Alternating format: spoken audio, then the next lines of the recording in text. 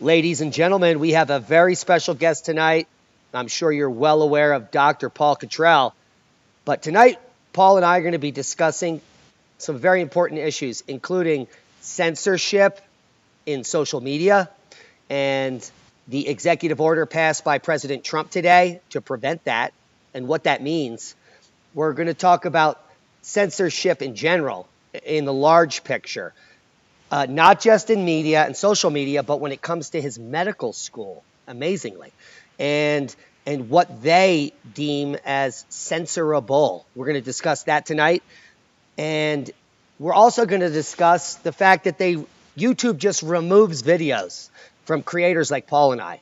You know, I spent hours on a video, and 3 hours after I posted it, it was gone.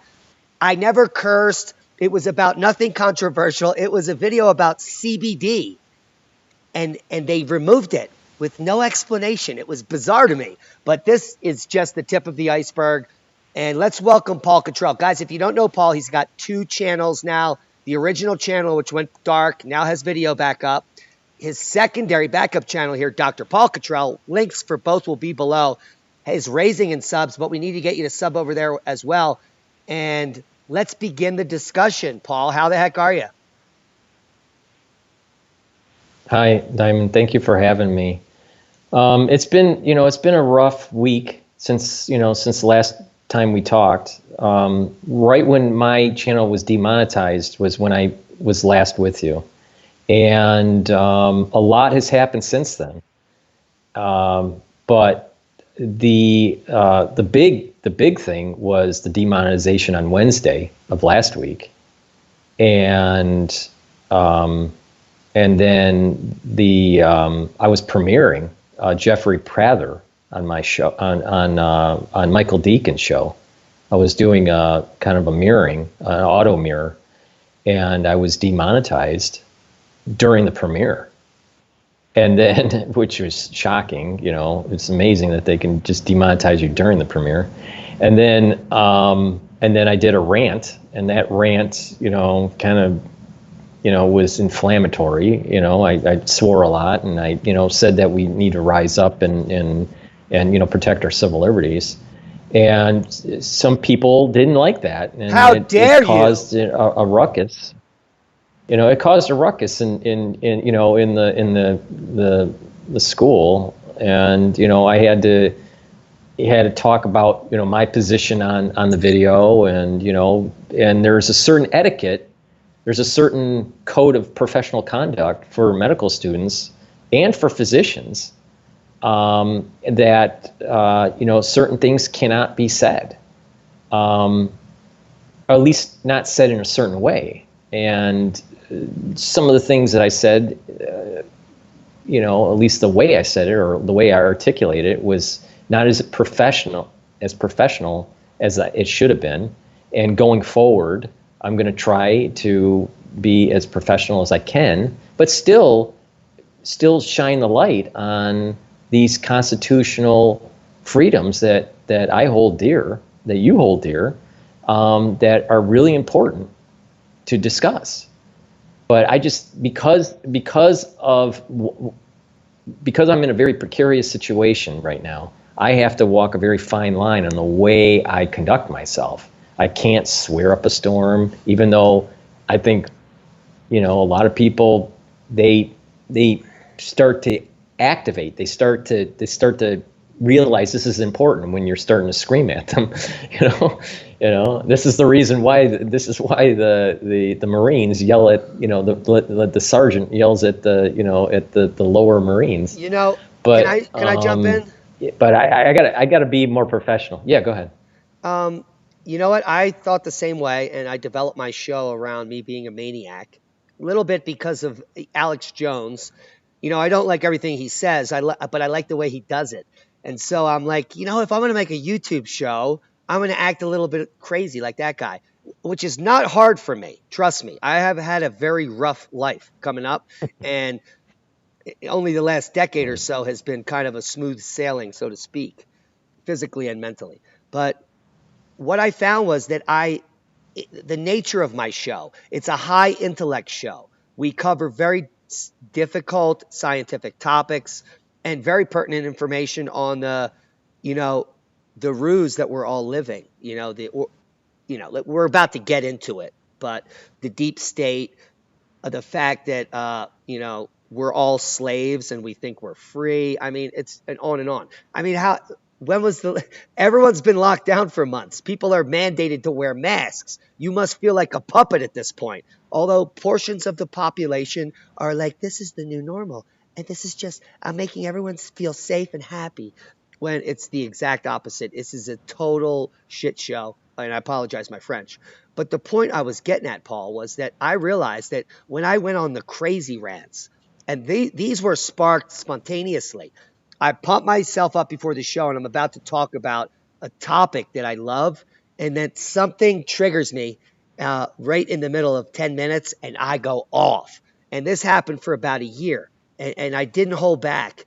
But the next day, I would have hundreds of people unsubscribing, hate mail, and this, that, and the other. So what I find is that, and you could prove this to yourself, most of the YouTube purveyors of information that have millions of subscribers are talking about like fluffy things and balloons. They're never raising their voice and they don't curse. And that's because the sheep prefer to be entertained in their little slavery holes. And so I think actually toning it down and being more professional is going to be a boon to your success. And I have almost never been wrong about the success of a YouTuber, based on what I see how they're moving. And so I think that with you being less aggressive and more professional, you are going to immediately, well, it'll be a slow process over the next month or two. You're going to get way more subscribers than you ever had, because you're going to be providing information in a comfortable and factual way that, will get people less edgy. So, and I'm trying to tone down my channel as well, but because I'm a maniac, it's difficult sometimes. What do you think? What are your thoughts on that? I think you're right. I mean, in a lot of ways, Diamond, and I've said this multiple times. You've mentored me, going through this whole YouTube landscape. I mean, I'm relatively new to this notoriety, and if you've helped me a lot, behind the scenes, talking and mentoring me, and on the battle, right on the battlefield, on the front line too, literally. So I mean, I greatly appreciate the advice that you give, and I follow it. And I think you're right. I'm evolving to a different level. And maybe medical school doesn't, maybe something, I really want to be a doctor. I really want to be a surgeon, but I also believe in a call of duty, for my country. And we kind of like toyed around with the idea behind the scenes and just off the cuff while we were recording sometimes. But it wouldn't surprise me that I get into politics. And this might be that transition, that inflection point where I actually say, you know what, enough is enough, and I'm actually gonna start getting involved at the political level. Not just talking on YouTube, but actually getting truly engaged in the political arena. Yeah, and if I tone it down, and I start to articulate a platform that I would run on, then it would gain ground. And I think I could do it, but that's not my main goal. My main goal is just to be a surgeon. But if push comes to shove, then there is a call to duty, then I will have to do it. I much prefer someone else to do that, to run for office and to bring back our constitutional freedoms and prevent the Biopatriot Act and to roll back the surveillance state that we've been talking about, making sure the Biopatriot Act doesn't happen. But if someone doesn't do it, I'm going to have to step up to the plate. Yeah, and I'm going to have to show up a level of professionalism for the next 2 or 3 years that has many videos, and it's spread all over YouTube. And then if I decide to run, in 2024, then I have the street cred to do it. That I've showed that it matured and that I articulated it to run for high office. Well, let me just share you some of my personal experience. About a decade ago, the March Against Monsanto was beginning for the first time ever worldwide, and they were organizing it. And there was a guy in Center City, Philly, who ran Clean Water Action. He was the director there. He picked it up the same time I picked it up, the same night. We both clicked as the organizer for the Philadelphia event. And he said, oh, no. He's like, what's your organizing experience? I said, none. But I am the most motivated person against this corporation in the world. And I guarantee I will stick my foot in the ass of Monsanto and I'll get thousands of people in the city. I said, what's your experience? And he said, well, I've been doing this for decades and so on and so forth. And I said, well, how many people have you had at a march? And he said, well, last year we had almost 400. And I said, you're a schmuck. This is Philadelphia. There are millions of people here. You can get 400. That's 0.00004% of the population. I said, all right, I'll cut you a deal. We'll work together. And so we did. We worked together. And by the second week of organizing, he was out because he knew he was over his head.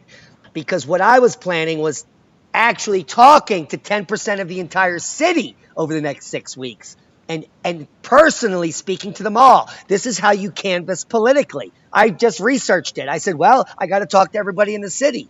So I stood in the core areas and I talked to everybody in the city. We had thousands of people show up, one of the biggest marches in history, the most well-behaved crowd because of the way I organized it. I got every federal agency, police department, and office to support us and protect us because we did it legitimately. And everyone showed up, families, thousands of people disseminating tens of thousands of flyers to people around the city. And then we continue to do this every 6 months. I blew that guy's mind. He had been doing this professionally his whole life, but he is not trying hard enough. People like you and I know what needs to be done. And so when you say that if no one does it and you need to do it, that's exactly where I was at that time because that was my purpose. And guess what happened? Success. The March Against Monsanto in Philadelphia is one of the most successful movements against corporate greed in Philadelphia's history. And so that is my legacy. And it was my purpose. You know, I don't want any credit. I never gave my name to the media. That was not the purpose. I said, why do you care who I am? Why don't you care about who they are? Why these people are here? They're not here to see me.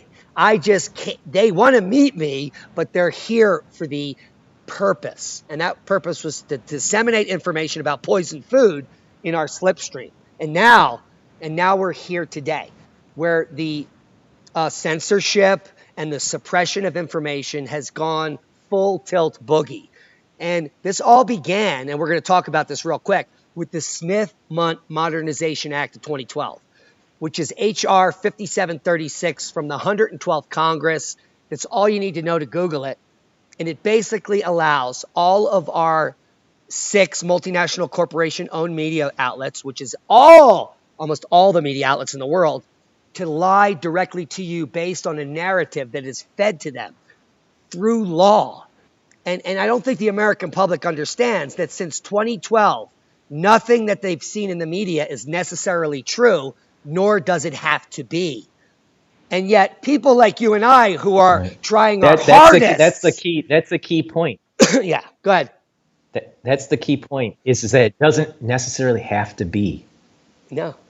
You know, no. Like you just said. I mean, that's the key point. They are forcefully lying. Yeah, but according to the Smith-Mundt Modernization Act, in my interpretation, they all have to say the same thing. Which is what happened exactly in 2012 when they're all on the same script. Yeah, all 400 news outlets said this is very dangerous to our democracy. This is very dangerous to our democracy, all on the same day. And if that is not a ringer for nonsense, then I don't know what is. So let's just break down today's amazing news on what's happening with censorship. Paul Cottrell gets demonetized. Videos get taken down last week. He then gets a call from the medical school on Monday, And then today, listen to this today, Paul. I put up that Tom Hanks clip from Inside Edition. All of my coronavirus videos have been demonetized until today, when the most crazy reveal of the New World Order from Tom Hanks goes up and it's green lighted. So what's going on? Well, the White House and Trump launched a tool to report censorship on Facebook, YouTube, Instagram, and Twitter. Now, this tool is not active yet, and we're right here at it, whitehouse.typeforum.com/. We'll leave you links to this. But the purpose, and we're showing this now on the screen because you can't see it, Paul. Social media platforms should advance freedom of speech, period. That's the first sentence. Hello. Yet too many Americans have seen their accounts suspended, banned, or fraudulently reported for unclear violations of user policies. And now what I mean by fraudulently reported, that's not fraud. This is political attacks. So if you're on the left leaning, the right wingers report you. If you lean right, the left wingers report you. It's not based on what you're saying. It's based on their political opinions. And that is not about free speech. And that's what's going on. That's disgusting. Now, on May 15th, President Trump asked Americans to share their stories of suspected political bias. And because of the amount of people that shared stories, they shut this down, Paul. And that's why he issued the executive order today saying that any normal citizen can sue any platform. See, because these media platforms were protected as far back as, do you know the date when this protection went? I think it goes up. 1996. All the way back to like 96. I was going to say 98. Okay. Yeah, 1996. So the Communications Decency Act of 1996 prevents you from suing the media based on bias or censorship, which is complete nonsense. That's completely against the Constitution. So this executive order removes the exemption from the Communications Decency Act that there can be no litigation against the media outlets, which means that now, based on the executive order, you could sue Facebook, Twitter, or Instagram if they take a video down for any reason. Because they can't, because it's your, not only, listen to this, Paul, this is your and I, this is our copyrighted material. This is our original content that they, a third party, that we're not beholden to them. They didn't tell us why. There was no tribunal. We didn't answer questions. We didn't get to defend ourselves with political documentation, scientific papers, charts, graphs, etc. We had none of that. They oligarchically erased our videos, our hard work, and they owe us for that. Do you know how much YouTube owes me? Probably tens of thousands of dollars for the work that I had to delete simply to get monetized because it didn't fit their narrative. Completely disgusting. Now, what President Trump did, now many people on the right are supporting, but many people on the left aren't. Almost no one is. Now, why would you be a liberal, right? A liberal Democrat and not support free speech? Do you have an answer?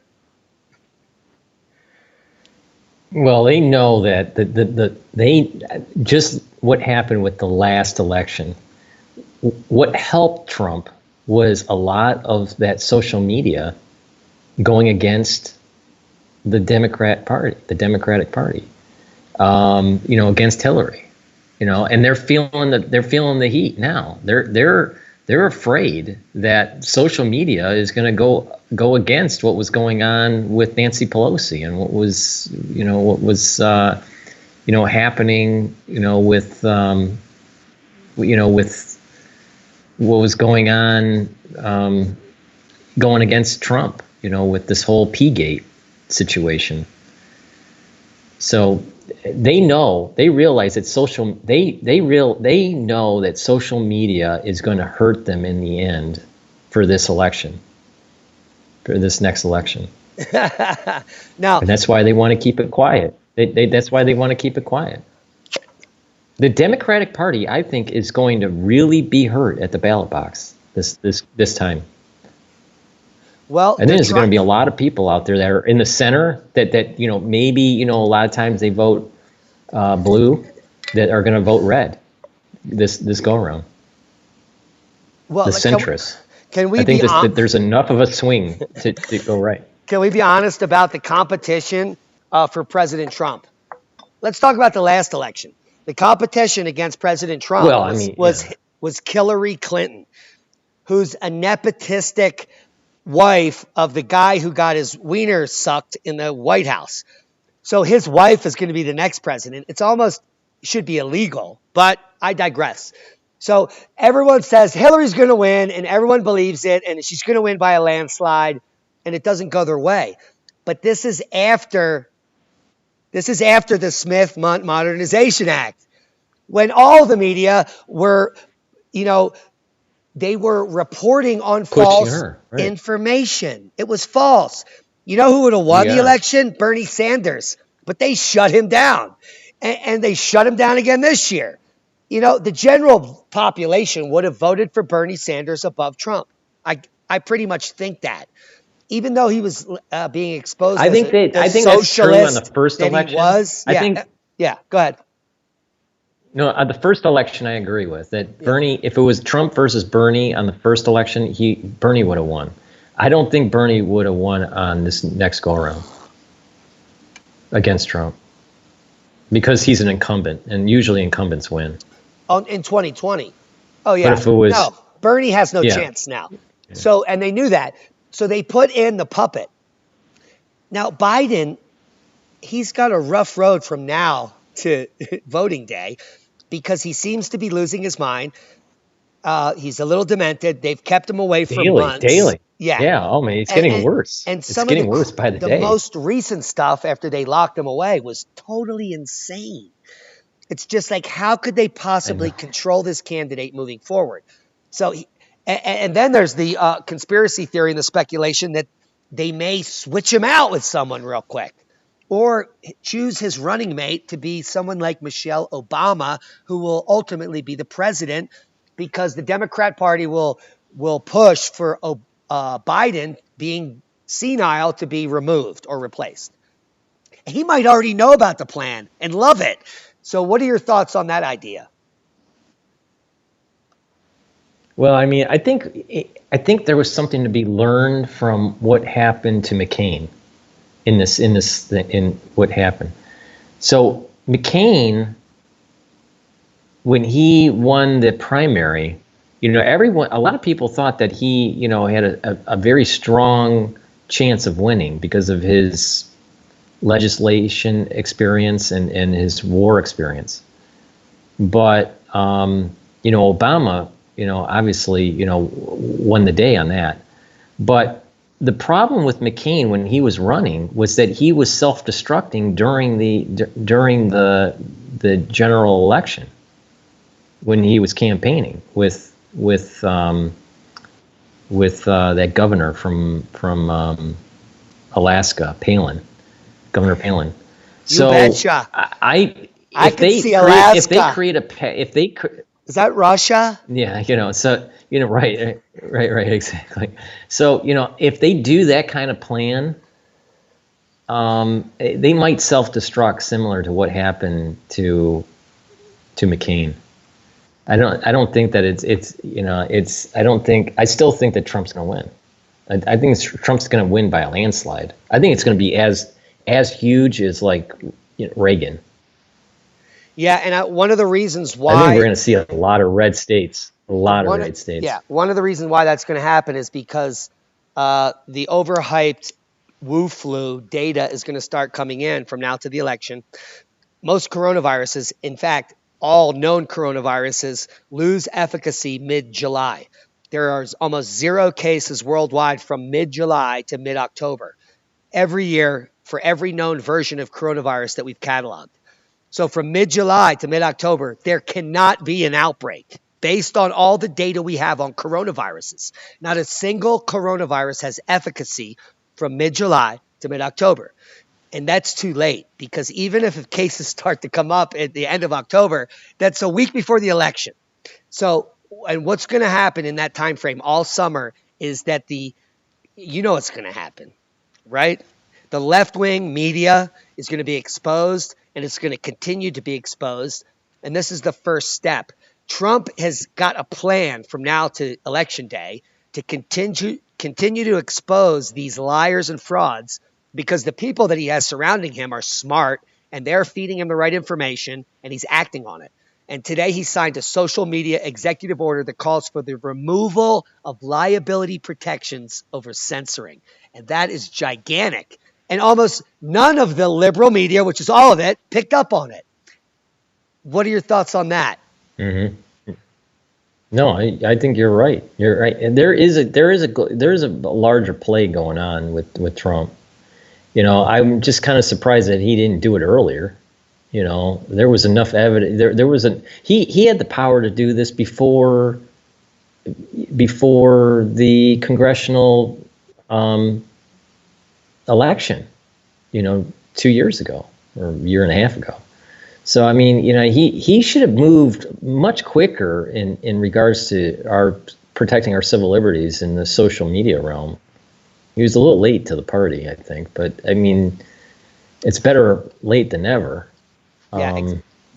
But I think that sometimes Trump seems like a genius, and other times he just seems like an idiot. And it's just like, I'm a Trump supporter, but at times I get very frustrated with him because I feel as though he's just not moving forward. Look at what's the biggest thing that's going on in the world. It's our civil liberties with this whole COVID-19 and the possibility, a strong possibility of forced vaccines. Where's his stance on that? I mean, and my understanding is that Barron is vaccine affected, that he's somewhat on the spectrum. Yeah. So I could be wrong on that, but that's what I thought was the case. So I mean, you would think, having a child that was harmed by vaccines, that he would be, with a very strong eye, a hawk eye, on making sure that vaccines are safe and not be pushing for a warp speed ahead, approach with not enough testing. Well, vaccines. And that scares me. That part scares me about him. Vaccines, like genetically modified organisms, Paul, are deemed safe by the multinational corporations that create them. And this is the problem of the cabal, the elites. They have passed laws, and we could go into this in a different podcast, but before GMOs even hit the market, there were already laws in place in 23 states across the country to prevent the banning of planting GMOs. This is before a GMO was even introduced to the general public. So they passed these preemptive laws. These scumbags, these politicians, and these lobbyists that are paying for it. And we suffer. So I wish I knew where I was going with this. But the point is that the same thing has happened here with our freedom of speech, that there are preemptive laws like this Smith Modernization Act and the act that Trump just censored, the Communications Decency Act of 1996, that include parts that these multinational corporations knew would benefit them and would be a detriment to the American population. They don't care about your freedom to own a gun. They don't care about your freedom of speech. They want you to comply, be a bitch, pay $1 a month to buy their newspaper, even if it's online. I mean, half of the papers I used to read for free, I can't even look at anymore because I'm running a news outlet, and I would have to spend like $1,800 a month on subscriptions just to see these rags. And they're all liars and frauds. So why would I pay that money to get the fake information? I mean, it's completely pathetic. So let's get right to the chase. Go ahead. What's interesting? Just one quick idea here. What's interesting with what Trump has done is he looked at one of the Achilles heels of the media outlets, especially the social media platforms, and is starting to expose that Achilles heel. With this whole Smith modernization, it's kind of put them in a protective bubble. He's piercing that protective bubble. and he's exposing them at the same time. All right, Now, Paul. if we have legal recourse against social media now for them pulling down some of our videos that, where we don't go through some sort of, arbitrage, or some sort of committee to explain why did you take some of my videos down, I should be able to get that ad revenue.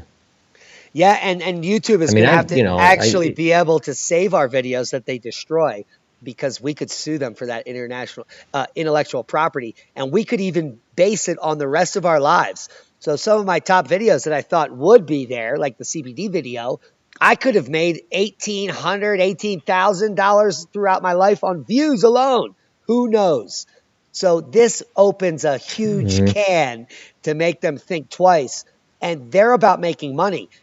There are millions of content creators producing millions of videos per hour. Can you imagine if all those people start to sue them? I mean, we're talking an infinite amount of money. So they're scared. And what are they scared of? They're scared of the fact that H.R. 5736, the Smith-Mundt Modernization Act of 2012, is now being unraveled. And folks, if you don't know what this act is, this allows for media organizations, and in fact, it mandates that media organizations provide propaganda. And this is the whole bill here. You're looking at it, it's barely 12 sentences. And the long print is just maybe 36 pages. But we're going to show you the abstract here. Now, the Smith-Mundt Modernization Act of 2012, what it does is it takes all of the mainstream media's talking points and puts it into a bill, so that anything that the media says, news, everything, can be vetted by an upper group. Who that is anyone's guess, but it would be considered the government. And the most important part of the bill is the highlighted section you're all looking at. This bill amends the Foreign Relations Authorization Act. Now, the Foreign Relations Authorization Act was passed in 86 and 87 to prohibit funds for the Department of State or the board from being used to influence public opinion. So this prevented tax dollars from being used for propaganda, and it eliminated that. The Smith-Mundt Modernization Act eliminated the protections for propaganda and allowed it to happen. And now what this means is that influence of public opinion or propagandizing in the United States under current law is legal. And so what you're getting since 2012 on the news is propaganda. We're talking the big picture. We're not talking about the feel-good stories about the hailstorm that killed Uncle Charlie's farm and then the baby calf born over here, or any of those stories. We're talking about coronavirus, wearing face masks, all this nonsense, the lockdown, the starvation of hundreds of millions of people over the next 3 months to save the lives of the many. Total nonsense, total garbage. Climate change. Yeah, that got big in 2012 and hasn't stopped because they're allowed to produce this propaganda. Now, who is it coming from? If you guys don't know, it's the Central Intelligence Agency. Now, this is the beginning of it. So it's the CIA and then the deep state, and then it goes deeper, and then it goes all the way back to the UN and the Vatican. And the Vatican is now the exclusive group since 2012. It's the Vatican propaganda agency that is providing the information for these media platforms. So somehow, and guys, we don't have enough time to connect all the pieces of the puzzle, that the Vatican has been in control since the 1700s and maybe since the first year AD. What are your thoughts on that, Paul? Well, I mean, there's definitely a deep state, and what you're talking about is a, that whole religious religious component of control of the world, of, the 1,000-year reign, a religious, the 1,000-year reign. It's more of a Masonic symbolism. Yeah, and it can even go even beyond the Vatican. I don't think it just stops at the Vatican. I'm thinking that it actually is the banking cartel that's above the Vatican. Well, yeah, I don't think it just stops at the Vatican. It stops at the I Vatican. think there's an organization above the Vatican. It stops at the Vatican in the public realm. So the people controlling above that have been controlling the narrative since the beginning. And we're going back 4 or 5 generations now. So it is the multinational corporation families, the Bilderbergs, the Rockefellers, and all of those banking elites. There's up to Carnegies, the Rothschilds, the J.P. Morgans. Yeah, and so there's different subgroups up at that level, but those are all above the actual level. And those are the ones that control the world banks. So this is all the money. This is all the credit. You and I are commodities. When we were born and got a birth certificate, they started trading us on the market. And that is what the American public doesn't know. Not only that is these large influencers, which are lobbyists in their own right, actually pay for everything. And they have bankrupted the entire world up to this point. Now, how in the world do we pay a $27 trillion debt?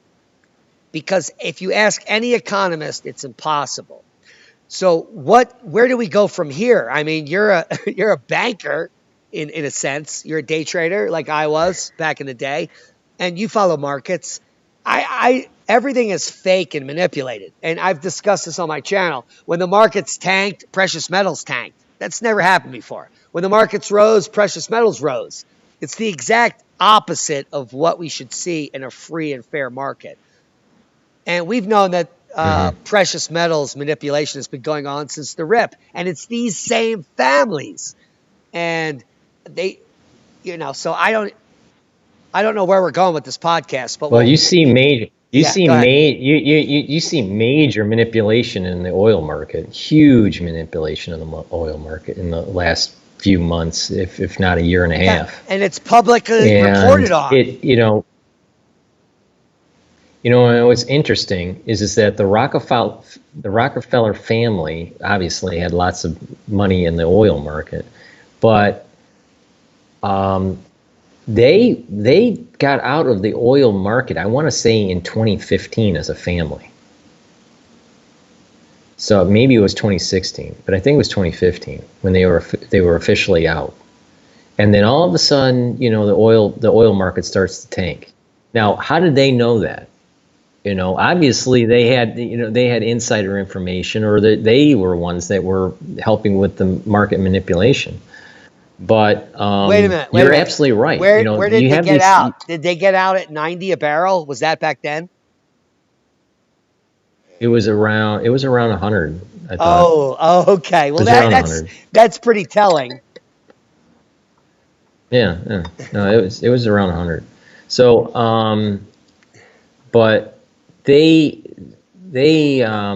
there's definitely market manipulation that's going on in the commodity market, in the commodities. And you're right. There's certain asset classes that are supposed to be inversely related to the stock market, but you have this what we call discoherence. That there is this where they trade in line, that they trade in positive correlation. So that's a sign that you have actually either manipulation or you have some sort of instability in the system before it goes back to normal.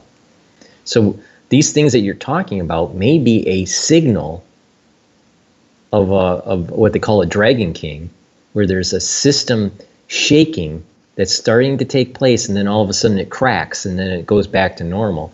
But there's huge manipulation that's going on, and the amount of debt that has been created in the last 30 years, or even more, is unsustainable worldwide, and that there is a global reset that's starting to take hold. Now, what my fear is that they're going to use that global reset and push this decashing concept, where it's a digital currency, and there's no dollar bills or coinage anymore, Yeah, and it's all digital. because we'll all get Yeah, sick from touching the money.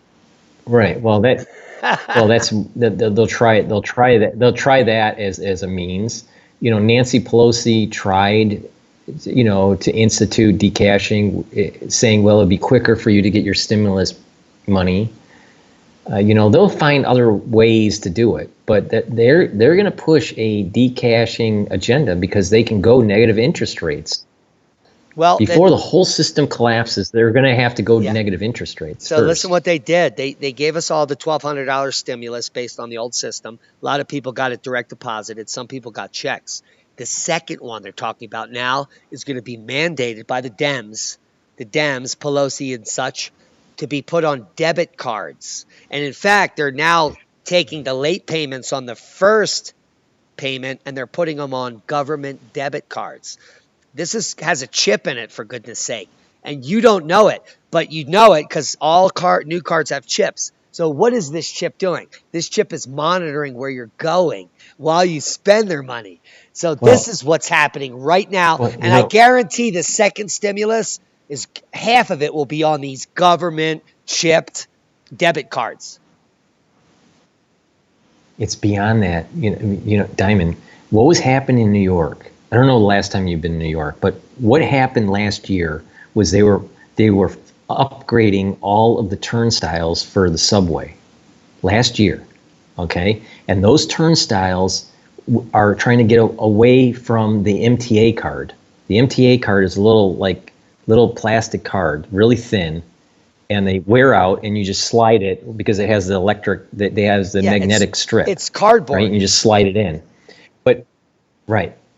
So what they did was they upgraded all of the turnstiles in New York City, and now all you have to do is just use your credit card, as long as the credit card had that little radio chip thing. Yes. What I'm talking about. The chip. So what they did was they set in motion a setup in New York, and I swear they knew they were going to have an infection. And now all they have to do is just shut down and just say, okay, we're going to go all digital. They set this thing up early. These fucking pricks. And created an infrastructure to just turn on the digital currency and go decashing. That's what I think they did. Now the question is, will the citizens out there, wake up and say no? I hope they do. I mean, I'm going decashing is a dangerous situation, because the big banks will go negative interest rates, and you will never be able to get your money out of the banking system then. Right, and on top of that, Paul, there is not enough security protocol in these internet banks that will prevent them from infiltration. Once people know what's going on, you're going to have a bunch of these hackers working 24/7 to figure out how to get in these banks, and there's no way the corporate will be able to keep up. We know that. Everything can be hacked. Exactly. Everything that's created has been hacked. Exactly. So once we go digital, there will be so much stealing, it'll be insane. Right. To your point, not only will they be stealing the money, but then they'll say, well, we have to have better security measures, and now we need your biometric information, and they'll steal your biometric information on top of it. Once they see, they can steal your money. They can steal your money. That's okay. But when they steal your face or steal your fingerprints, that's a big problem. Now because you can't regenerate that. So we're already we're way down the rabbit hole here. And what the general public doesn't know is since 1940, the CIA has been selling heroin and illicit drugs to fund this whole program. And so I think we have to do a podcast on getting back to that, because it was trying to be revealed in the 80s and the 90s in the Reagan era, and then it just got quashed and everyone stopped talking about it. People were claiming that the CIA was running the heroin fields and so on and so forth. And then the war in Iraq, and we were guarding the heroin fields. Hello, folks. When will you wake up and understand that there are hundreds of trillions of dollars that have been generated through the drug trade that is your government. And your taxes are paying for their ops, and they're putting it all in a bank. I mean, it's that sick. Yeah, and to go back to what we were talking about earlier about my channel being demonetized, Jeffrey Prather was the video that I was premiering that talks about this, about not only Fast and Furious and the and the gun running, but it was also the drug running that was taking place.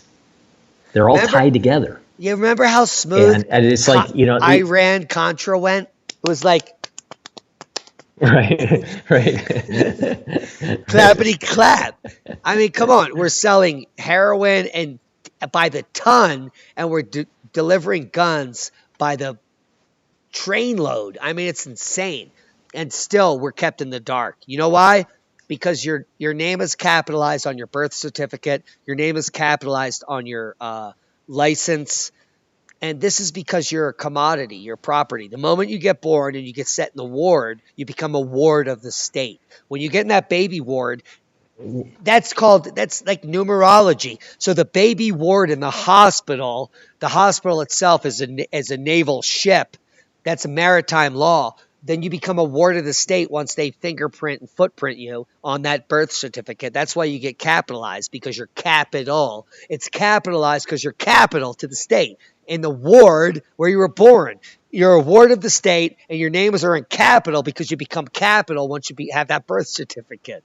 Have you ever heard of that phraseology? That was news. That was new to me until you sent me that link. So that was very interesting. What is, I don't know if it's true or not. Someone told me this a few weeks ago, that if you're in a court and they ask you your name and you have to tell the judge, yes, that's me, that you can ask to see your name before you say yes. And if they show you those capital letters, you can say, no, that's not me. And then they dismiss the case. That if they have, a lawyer is going to have to, I don't know all the legal reasons why, but it has something to do with the maritime court, and that it's unconstitutional, and that if you just state to the judge that those capital letters is not your name, a straw man, and that's not you, then they can dismiss it. Well, you probably need most people don't understand that. But I don't know enough about the law to be able to articulate it. And you may need a high enough price lawyer to actually follow through with that knows what he's doing. Because you might scare the pants off of a local lawyer. He's like, no, I'm not going there. Right. That's a good point, because the same thing that was happening to me with the censorship for, medical students, and what you can say, and, how you can say it, and what physicians can say and what they can't say, or they lose their license. Same thing's happening with lawyers. If they don't toe the line a certain way, they may get disbarred. So here's the problem with going into some of these these professions that you need licensure, is that you're governed by a certain body, and if you don't toe a certain line, you can get in trouble. And that's. Yeah, let's talk about let's because I really like where you're going with this. Let's talk about the murder of the black guy just last week. Knee on his neck, 7 minutes. I can't breathe. 7 minutes. 5 minutes you asphyxiate someone. After that's brain damage. Like, how is that police protocol? And why aren't they told, like, you can't kneel on a guy's neck more than 2 minutes because you may be killing him? I mean, this is like standard first aid. I've been taking first aid since I was 14 as a lifeguard. This is decades of, I've known this. You cannot asphyxiate a person more than 5 minutes if they don't get air in their, so police should be trained to give air to someone that they're kneeling on their neck after 4 minutes. And they should be doing a CPR on the guy, not kneeling on his neck for 7 minutes and murdering him. I mean, this is complete garbage. This is clearly murder. It's filmed, the whole 7 minutes of the guy kneeling on his neck. That is not proper police protocol. And if it is, then the police are murderers and they should be called out for it. And I hope that they continue to fucking burn all those cities because they're fucking shit cities. They let the poor people murder everyone. Where is the biggest murder capital of the world? It's Detroit and all those fucking cities out there. These Democratic politicians do not care about poor people. They don't care about your safety. They don't care about humanity. They don't care about life. They don't care about gun violence. They don't care about shit. They care about going to their weekend retreat at the lake while they banned everyone else from doing it. These are the hypocrites at the toppest level. Why are we not putting them on the guillotine? Well, you got to remember, I got to say things that are very politically correct. But you give me the politically correct. Give me the calm response. Okay, so the calm response that doesn't upset my medical school, it would be that you're absolutely right that we have elective officials that don't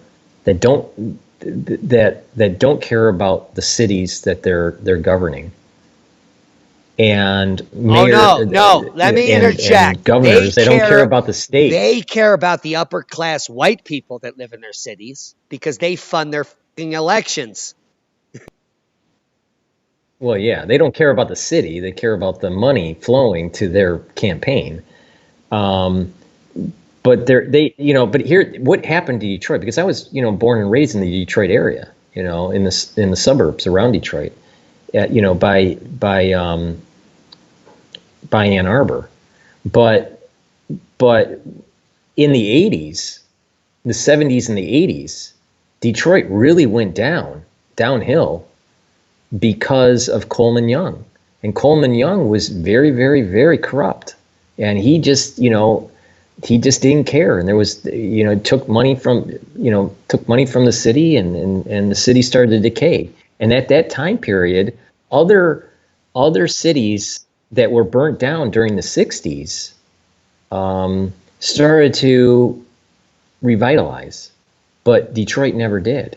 Well, it did later, but I mean, at least back in the 80s it didn't. So it was burnt down in the 60s, and it just got worse in the 70s and the 80s. Coleman Young, was the mayor, in the 80s, and I think the late 70s, and it just the city became worse. Yeah. While New York started to rebuild in the 80s with Giuliani. So there was this white flight, what was called white flight out of the cities, going to suburbia, and then the ghettoization of the urban centers, and then the race riots that took place in the 60s. So this is big story that's happening that you're talking about. There's a big backstory on it, but there is a lot of corruption. There's a huge corruption with what's going on, and we need to hold them accountable. It's not just voting them out, but it's actually prosecuting them for the crimes that they have done to their citizens with their corruption. Yeah, they need to be held accountable. I agree with you, and I'm going to blow your mind right now. And I made a connection. Now, the riots you're talking about also happened in Philadelphia, right where I was teaching at Temple University in North Philly. In fact, and Cecil B. Moore Avenue was the center of the riot in Philly, which happened at the same time as the Watts riots and other riots around the world, even L.A. Do you know what I'm talking about? You seem to be squinting. Mm-hmm. Yeah, okay. No, I do. Yeah, so... And that was about 60 years ago. So 70, 80, 90, we're at 50, the 50-year point. Every 60 years, there's an AMO and a PDO cycle. These are climatic cycles which affect the weather globally. And I think that it's based on space weather and other factors that we can see a cyclicity in organizing and marching based on the solar cycle. So every 11 years, there's a peak in marching and protesting, and then a quell. And then it comes back up every 11 years. And the Occupy movement was back in 2011 during the last solar minimum, high cosmic ray flux. When we get high cosmic ray flux on the planet, we have amazing breakthroughs. The last maximum high cosmic ray flux is called the Renaissance. So during the Renaissance is when we learn how to make the most amazing music and instruments and shit like that. It's coming from space. And so, and this pattern is produced every 11 years from the sun. Every 11 years, people get pissed off and knowledgeable, and they fight back against the tyranny. And then for the next 9 years, they do nothing. And then so we're now in the bottom of the solar minimum. So from now for the next year, we should see maximum protesting. And this will wean off in 2 years. And in 10 years, it'll pick up again. But the world is crumbling. And so this is It's really a perfect recipe for us to revolt. Perfect recipe. I know, I agree with you. And in a strange way, an anecdotal representation of what you're saying here, for me at least, is I viscerally feel the times. And that's why I want to react to it. It's just something in me that's just wanting to just do it. Paul, and I wasn't like that before. I told you, it's cosmic rays. So look, based on the data, and this is my prediction, that in 2011, we started organizing. By 2011, we had Occupy. 2012, we had March Against Monsanto. If you project that 11 years into the future during this minimum, what do you get? What do you get? You get 2021 and 2022. So the next 2 years are going to be exponential in organizing and protesting. And that might be civil war. But I don't want to get you fired from your medical school. Do not agree with me on that one.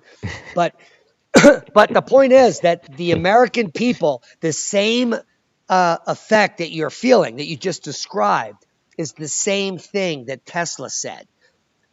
Tesla got his information not from his schooling, not from books. He would sit near a Van de Graaff generator. He would be, illuminated in electricity, and he would get information. He would even get it in his sleep, which is why I've been taking herbs that allow me to be more lucid in my dreams. Because most of the answers that I get in my daily life in the last 5 years to my problems come in a dream state. I'll wake up and I'll be like, holy shit. So I'll be working on a project for months, and then I come to a standstill. I don't have a solution. And instead of getting pissed off or Googling everything, I just walk away. I breathe, I do yoga, I Shinrin Yoku, go in the forest, and I forget about it. And then I take spiritual herbs like Mexican tarragon that will allow me to lucid dream. And 3 days later, I wake up with the solution, which I've thought about in my subconscious. This is the breakthrough that Tesla had. This is the feeling you had about, spontaneously wanting to protect the Constitution. You have been motivated by an external force that you cannot comprehend. Do you believe that's a possibility? Not only do I believe it, I'm sure it exists. It's not a belief. It's a reality. Yeah. So let me break I feel it. Let me blow your mind, because I don't know if I've told you this story about 2011, 2012. When I met my partner, Leah. I had an experience. I think it was 2014. I don't know. I'm not going to date it.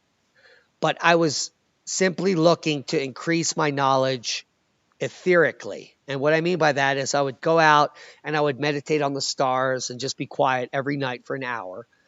I was newly sober. And by the way, yesterday was my 10-year anniversary. And I don't want any kudos for that. But it has literally changed my life, dude.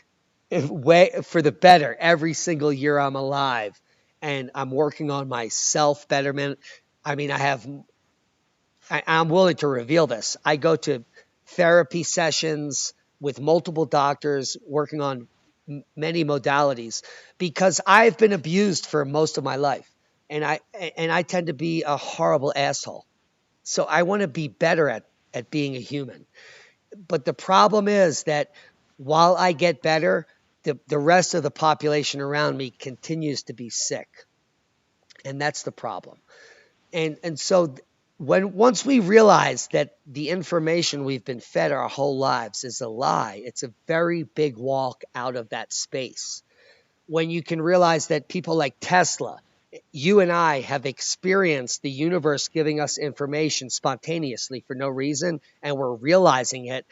There are very few people like us. I'm talking maybe 10 to 20% in our realm that are actually picking up on this. But 10 years ago when I started, there was 0%, Paul.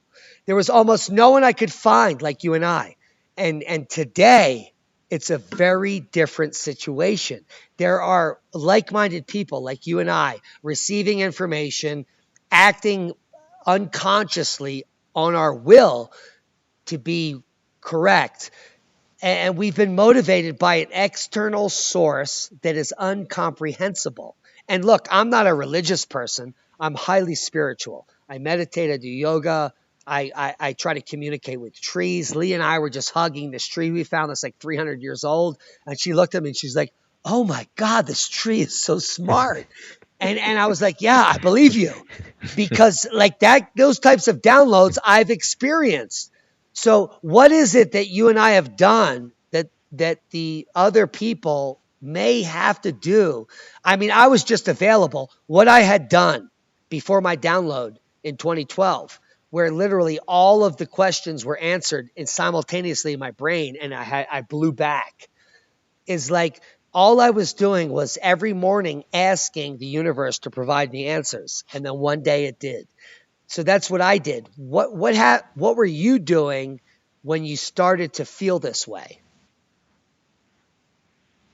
Well, I mean, I was, I come from a traditional Judaic background, conservative, but leaning a little bit towards orthodoxy. I have a lot of Orthodox rabbis in my family, cousins, uncles. So I very, come from a very religious kind of background. But the death of my brother was a big turning point for me.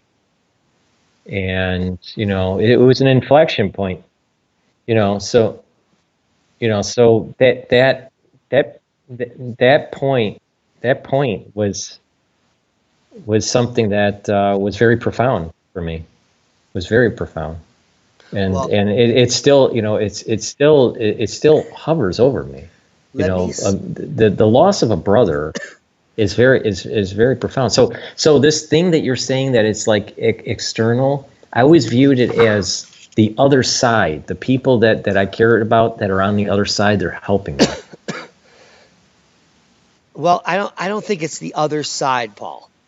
I think it's the same side. We're all capable of tapping into this information, but the cabal that rules us has prevented us from knowing this. So, and just follow me here and tell me if you feel right or wrong. I think that your brother, and before I go further, did you and your brother have a very excellent connection? My brother Joel, Dan, and I were very, very close. Very, very close. Okay. And of course, yeah, of course, brothers argue, once in a while, but we Right, were of very close course. and we saw each other all the time, Yeah. all, And all so the time. I mean, we you were had extremely close. you had a deep appreciation for him. And that's soul worthy. Mhm. Okay, so what I think is happening is that Joel died and his soul got incorporated into the No, it was Akashic. Dan died. Joel is the remaining twin. Okay, so Dan died and his soul footprint is in the Akashic record because it's my belief that we are eternal souls and we have in fact been reincarnate millions of times. You and I have reincarnated our soul millions of times in this realm. And this has been going on for billions of years. But the Akashic record, if you have a good connection with someone who died, or are genetically related to them for thousands of years or so on and so forth. That is the information you get. So if you're able to create a space where you can become etheric, and that's a deep state of meditation, you can do it through a psychic, you can do it through seance, you could actually communicate with Dan anytime you want because he is connected to you through your genetics. And it's not, and so people really don't understand genetics. The genome is more of a tuning fork. And so the information we receive from the cosmos is based on our genetic code. So certain people get certain messages, others get different messages based on their genome because we're antennae. And I don't know if you've ever thought it this way. Think about a television. A television is hardware, not software. It is a unique unit of hardware that you have to electrify to make it work. And the only way it works is if you have other hardware in a remote area to create a signal for it to receive, okay? So what if the whole universe is based on hardware and software? Humans are hardware, our software is our genetics, and that there is information beaming through the universe that our hardware and software pick up. And I try to explain this to the population because the general public needs to get it in a general way. Think about it as your computer. If you kill the hardware, the software doesn't matter. But a human like me, and I'm spending money on multiple types of modalities of therapy, they're uploading software into my hardware, and it's affecting how I am as a human. I mean, I'm more caring, more empathic, more loving. I'm less of an asshole. And this is because my software is being uploaded. And so if you look at it as a big picture, you can never kill the software, which would be the soul of the human. That's the software. And this forever exists, flowing through the electricity in the air of the universe. So when you die, your soul doesn't float up to heaven, so to speak, but it flows back into the currents that all of the hardware users, like humans, can recapitulate into their software. So I think we need to be thinking a little differently, that we're never dead and we're never alive. We're just in a different modality. And that the people on Earth that are in the hardware state need to protect the software people that are giving them information. This is every human that ever lived and suffered through horrific conditions, treachery. Just think, the most recent worst thing I can think of is the Holocaust, world wars. And this is simply to push the narrative of a group of sick individuals that live on our planet. And I think that we can change this quickly. If we can teach the public about what's really happening, we can end the cabal, we can end the elites, and we can all become local citizens. Because if we stop trying to control the planet, we all act locally. So when we got locked down, everyone's acting locally. In my community, we're growing food more than ever. Local people were making masks as no one was sending masks to our hospital. So there are communities that can survive alone. We do not need a controller. And the reason I'm saying this is simply because none of our controllers actually know what's good for any of the people in their realm. I mean, they only know what's good for them and the people they know. Let's take Governor Whitmer, for example. She thinks she knows what's best for her people, yet she does the exact opposite of what she tells them to do. It's no less than Al Gore saying we have to spend less on electric, and his electric bill is $36,000 a month. Are you kidding me? The guy that leads the global warming narrative has a $36,000 monthly electric bill. This is antithetical to reason, antithetical to critical thinking, and antithetical to life. Paul, what's your electric bill in New York?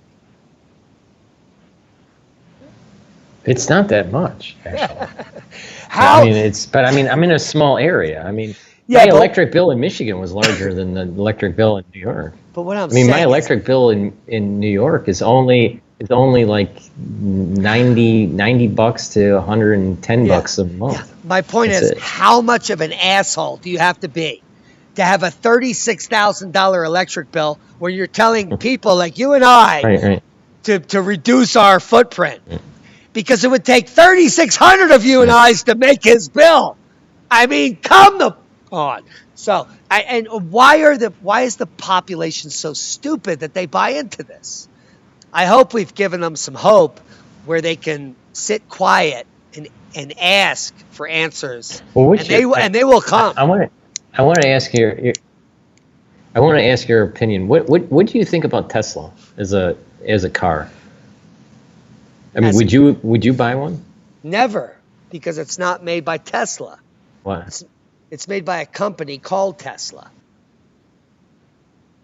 I mean, Well, I've never, obviously, but I've never looked into the company itself.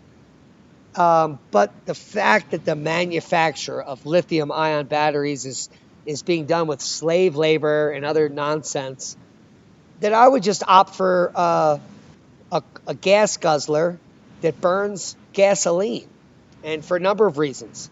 You save 4 times the money. So if you had the option to, let's say, get a Tesla versus, let's say, a Mustang, you would prefer to get the Mustang? It's absolutely faster, louder, and better because it's a muscle car. It's a Mustang, and as a geologist, Paul, the whole idea of commoditization of natural resources is bullshit. It's not even factual. So when I started in academia in the late 80s, we had a limited reserve of oil. Okay, by the mid 90s, when I got a full scholarship to grad school, we had discovered more oil reserves than was ever known before. So isn't that insane? We said, like, the big oil is going to end. And then within 10 years, we discovered more oil that had ever existed before. That wasn't on the mainstream media. Do you know why? Because why would they tell you that? They could continue to rise gas prices. What year was what? By 95, we knew. It's interesting. What year was that? By 95, we knew that we had 95? double the resources than we ever knew. And in the late 80s, remember the oil what's scare? Interesting is like oh yeah. So what's interesting is that mainstream media was pushing peak oil. All right. Peak my ass. Very hard. And I bought into it. I bought into the propaganda. But, because I didn't know some of the geological stuff that you're talking about. But they were pushing heavy that peak oil around I remember it being around 2013, 2014, 2015. All right? But you're basically saying, the geologists knew for a long time, way before then, that peak oil was not an issue. Yeah, clearly. And also, at the same time, we knew that now, Paul, you're a regular citizen. When was fracking invented? That's my question. And then I'll go from there. When it was invented? It was in the late 60s, I thought. No, it's even before that. And so but the mainstream people that listen to the mainstream media think fracking is new. 1, 2 decades. No. I knew it was older than. Yeah, so fracking has been around since the 1950s. They just didn't have an effective way to frack.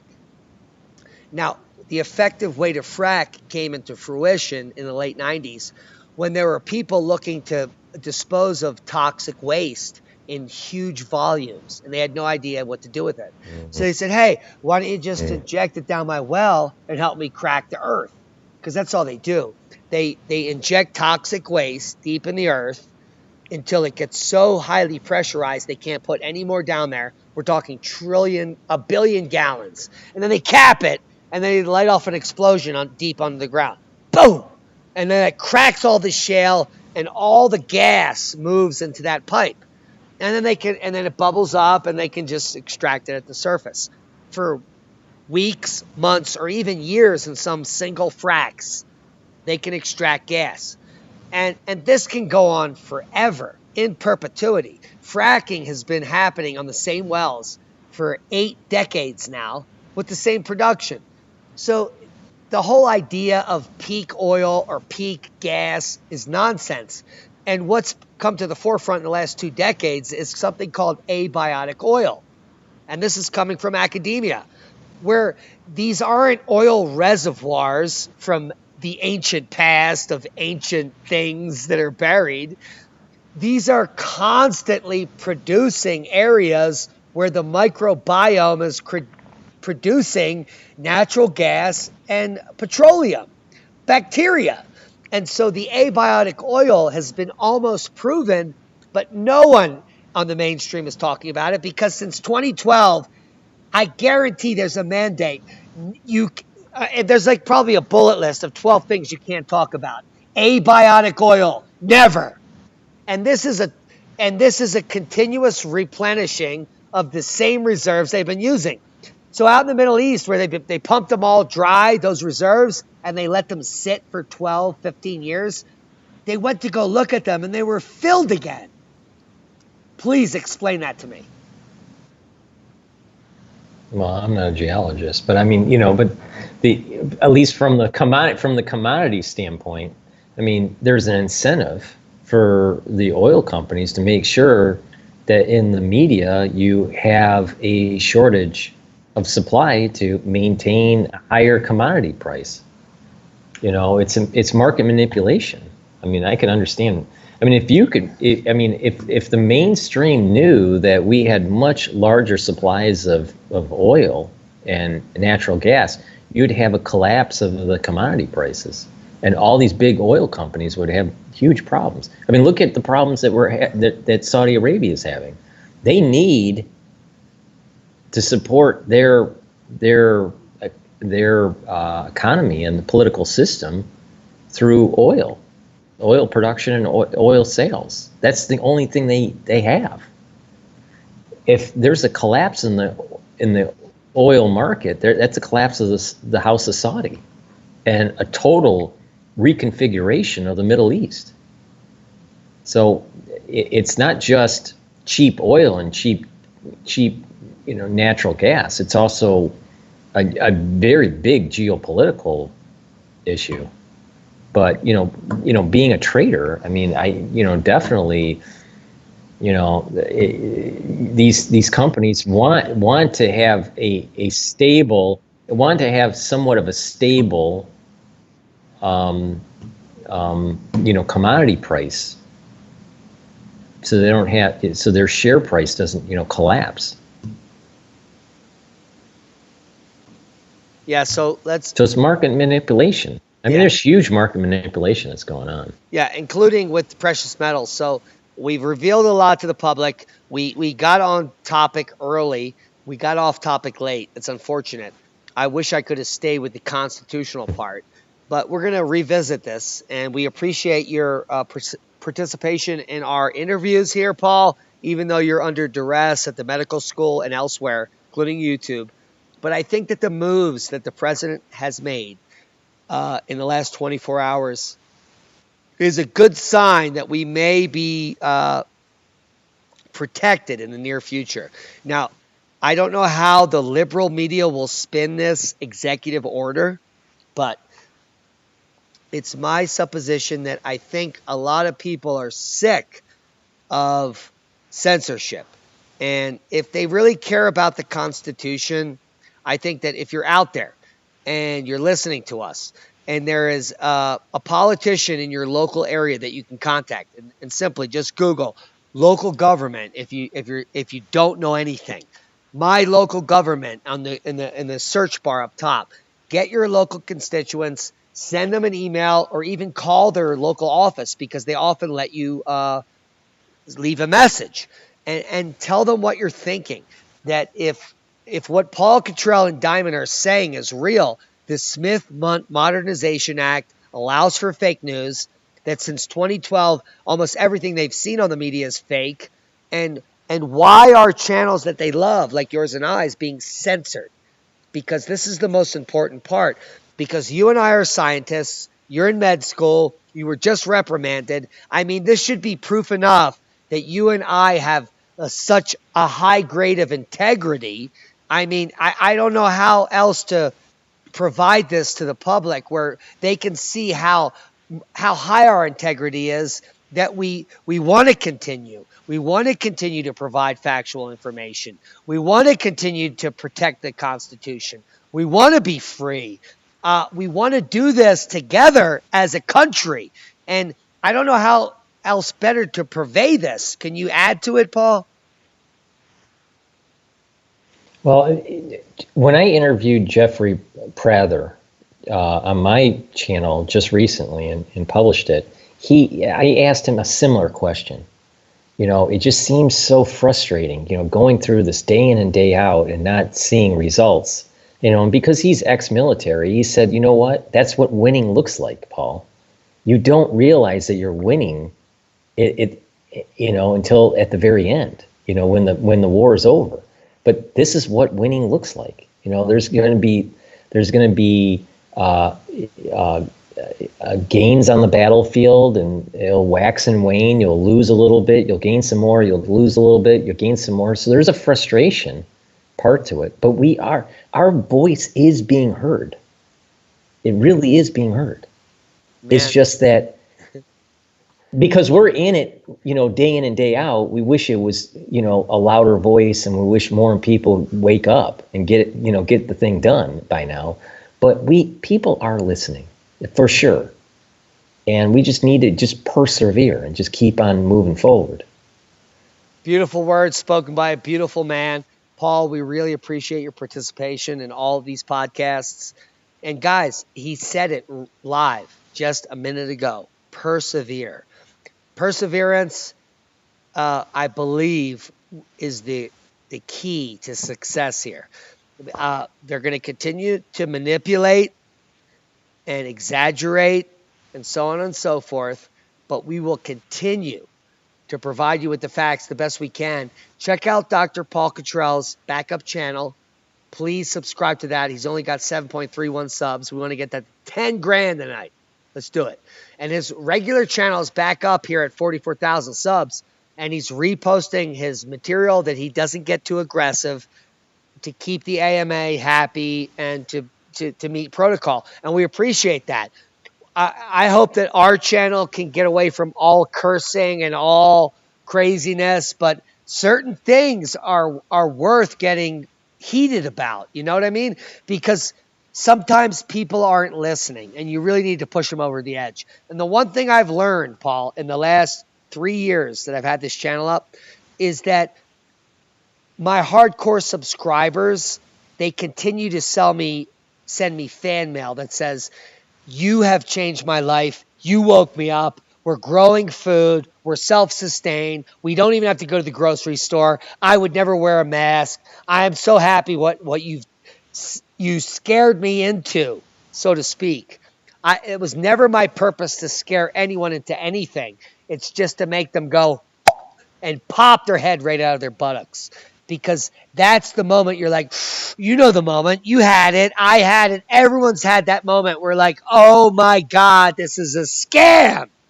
And then we dive deeper. We go right in the rabbit hole, and we're still falling down that hole, Paul. Me and you, we've fallen deeper than most people, and we're trying to reveal the truths.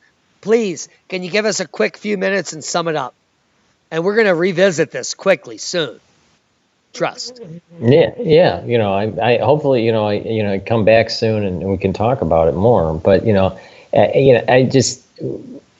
we have to work together to move this ball forward. We are being heard, and we can move and win, but it's not going to be easy. And I got hit hard. I mean, it was a scary situation, I mean, I spent the last almost 3 years of my life just to prepare to get into medical school, and then I almost lost it all because I was protecting the Constitution and what I believe in. And that's pretty heavy. That's pretty heavy, you know. But I'm going to keep on persevering. But I need people to help to get the word out by mirroring my videos and putting. A lot of people have copied my videos and put them on their channels because they realized that a lot of the stuff that I was saying, needed to be heard, especially the Mikovits video. I mean, that was 3 hours of gold. With how the vaccine program. Yeah, How the vaccine program was. So but we're gonna keep on moving forward. But yeah. We'll get it out there, Paul. And in fact, Paul has sent us the entire 3.5-hour file, and I've been cutting it up, and we're gonna release it in 3 episodes of the Paul Cottrell Mikovits interview. And Paul, I hope it really helps your channel. Each of the episodes we're going to produce are going to be mainly forced at bringing people to your channel so that they can get more balanced information. Because obviously you've been squashed by the powers that be, and you have to calm down. But that's a good thing. I think that the best thing that you and I can do is to calm down, reach more people, become more quote unquote legitimate. And I don't know if legitimacy has to do with how we're puppeting or faking our acting, and people know based on our voice and our expression, what we're saying, they believe us because we're not scripted. I've never wrote a thing down. I wrote a piece of paper that I was about to say. So what we're saying is coming from our heart and our knowledge. We're scientists. We study hard, and we don't want to misinform people. We want to keep people informed. People say, you and Paul 4 months ago were saying this is going to be a pandemic and we're all going to die. I was like, wait a minute. That was the information we were getting at that moment. And then quickly we readjusted our positions. I mean, you have to be fluid, because the way you move a hypothesis is to get new data, and you and I are absorbing exponential amounts of data. I don't think the public understands this, and we're responding to it. So if you are listening to someone that doesn't change the narrative based on available data, then they're not a scientist. So we want to stick with the scientific method. And go ahead. Yeah, just to dovetail into what you were saying, I always stated from the very get-go that it's about following the scientific method, and it is adjusting the hypothesis as we get more data. And not only that, there's a fog of war, and there's it's not clear exactly which path to take until after the fact. But if you just readjust through that scientific method and trust it, you'll get to the right answer. Right. So these people that think that everything's absolute is just, they're not paying attention. And we have said from day one that we were following the scientific method and adjusting our hypothesis as new data and the situation evolves. It's almost hilarious, dude. I mean, the stuff we were saying 3 months ago is the stuff they're saying now. It's almost hilarious. It's so delayed. It's like almost retardation, which is a bad word to say, but I can't even pick a better adjective than that. So like Lee and I are having dinner tonight. I made some mussels with garlic and butter on some angel hair. Oh my God. I was starving to death. I worked a 14-hour day trying to protect my bees from these bears, and it still didn't work out. And this is that's our normal life. I don't even know what you did, but yet the whole time I'm referring back to media sources, and I'm getting the information. You and I are on the cutting edge, and stuff we said back in January and February is now being reported on almost in June. It's almost embarrassing. And it has everything to do with what we talked about tonight, the Smith-Mundt Modernization Act. No one has to be real. No one has to actually fact check. No one cares. The media doesn't have to be accountable. But I think everything, I haven't agreed with much of what Trump's done. Maybe 50%. I'm 50-50 since he started. But that's the way I am with any president. Doesn't matter left or right. And I'm always pissed off at something because it's all based on a fake narrative. You're a slave and hello and comply. So I'm trying to get people out of the political arena and more into a different perspective. But that may not happen for a very long time. But what will happen is that we keep the right people in the right places to make the right decisions. And that is what I'm trying to do here. So I don't think Joe Biden is a help to our country ever. And maybe we'll pick this up politically, but can you close us out on your political talking points on maybe why Joe Biden isn't such a good choice? Because he likes to sniff little children's Well, I hairs, mean, thus and such. well, that too, but I mean he's been in politics for decades, and he's part of the problem. He's not the solution. He's part of the problem, and electing him as president isn't going to help anything. It's going to actually make things worse. But I think what's more important is not really to talk about Biden, but to talk about our future, because Biden is not the future. And you and I, but you and I have learned a lot.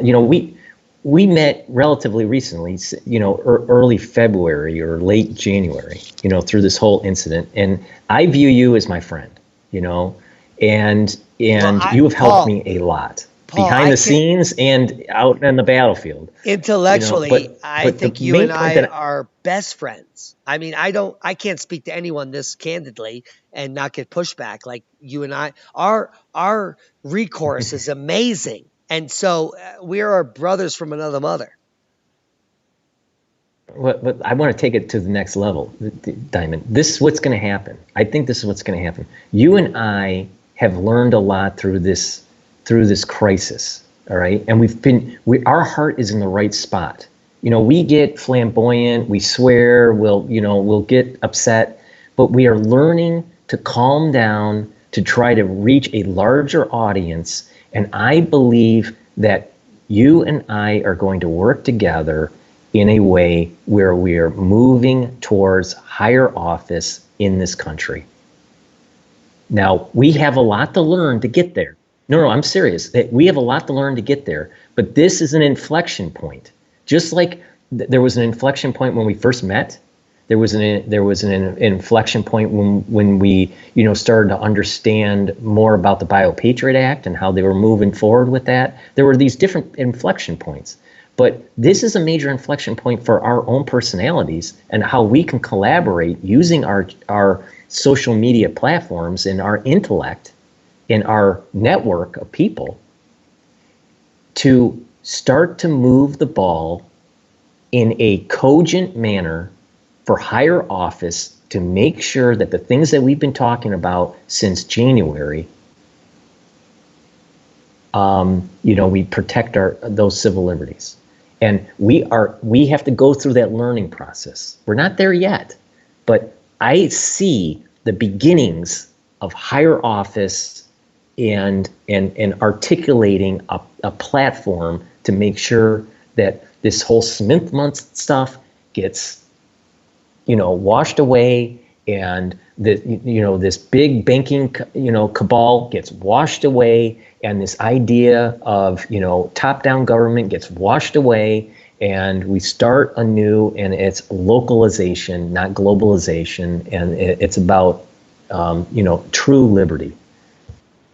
But Paul, but we're going through it. We're going through growing pains. We're maturing. Even though we're in our fourth, near the end of our fourth decade of our life, we are maturing into something new. We're evolving into something here that's very important for our country.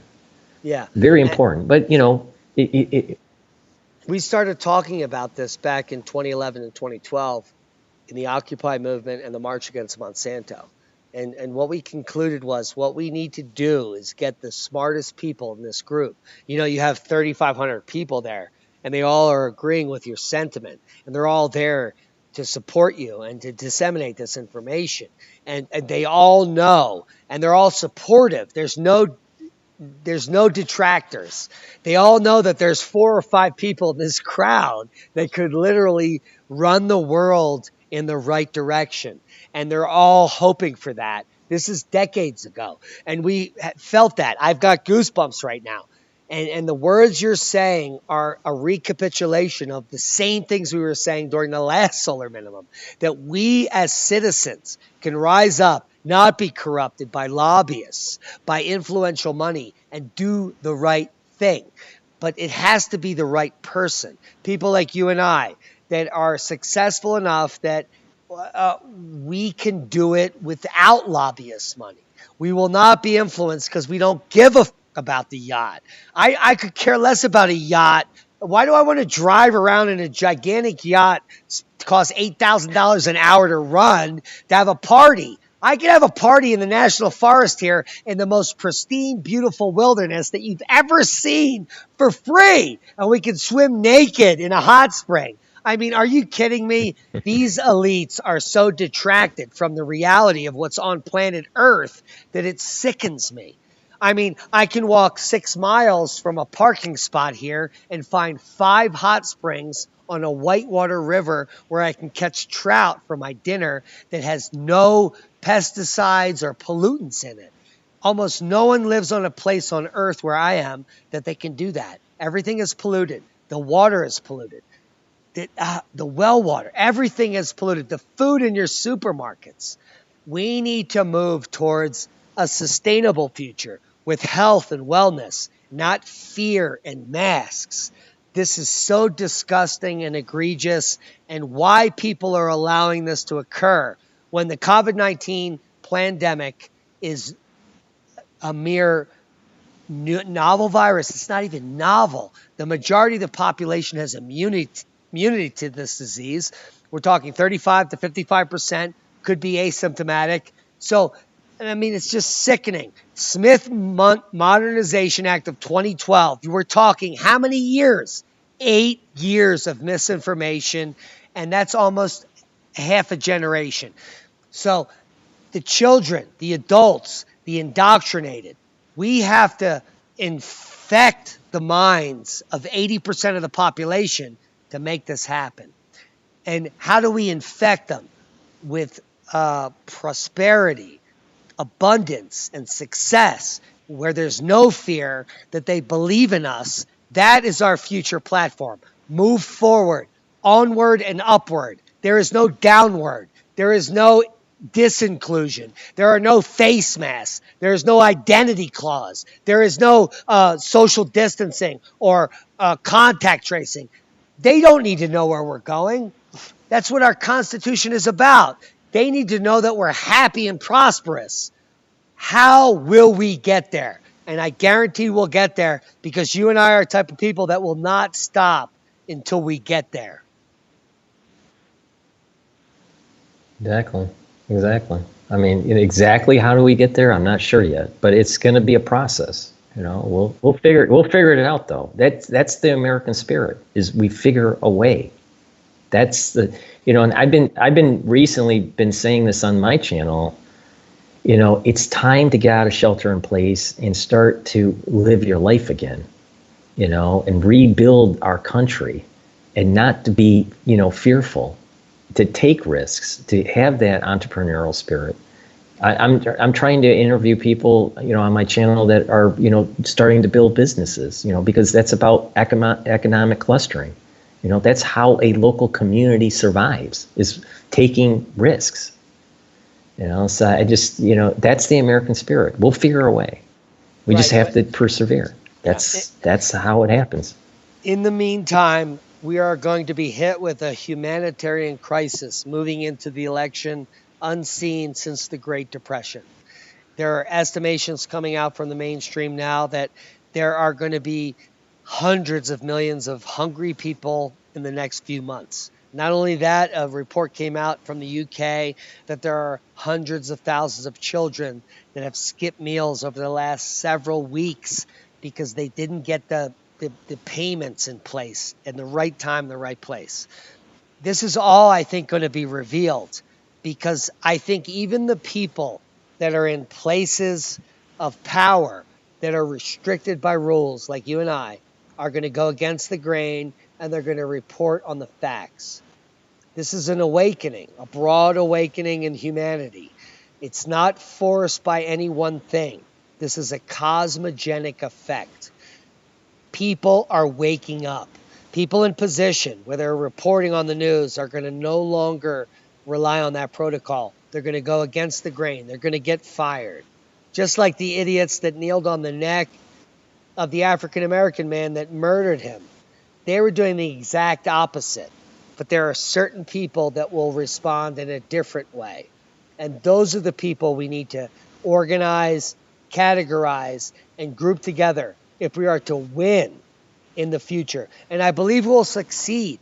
We're going to be protecting our Constitution, protecting our freedom of speech, protecting our right to bear arms, and more importantly, eliminating the legalization of propaganda in the media, because this is the biggest talking point in American history, and no one is talking about it.